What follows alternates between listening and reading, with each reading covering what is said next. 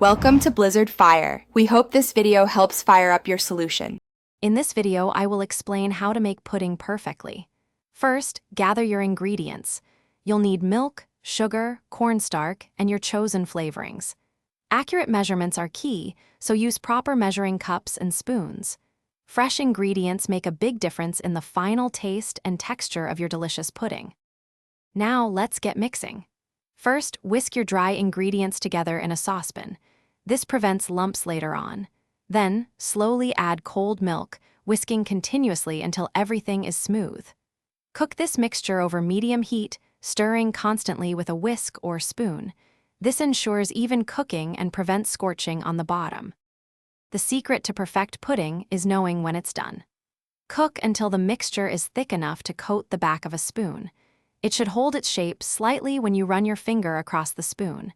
Be careful not to overcook, as this can make your pudding rubbery or grainy.